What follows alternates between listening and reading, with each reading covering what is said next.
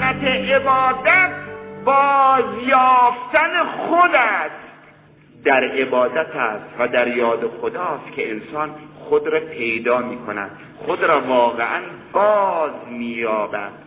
می‌فرماید علی علیه السلام که عجبت لمن ینشد ضالته، می‌فرماید من تعجب میکنم از مردمی که وقتی یه چیزی گم میکنن چطور دست پاچه دنبال گم شده شون هستن. انگشترش بابا گم میکنه، هی میگرده یه انگشتر گم شده رو پیدا کنه، کتشو گم میکنه میگرده پیدا کنه، اسبشو گم میکنه میگرده پیدا کنه.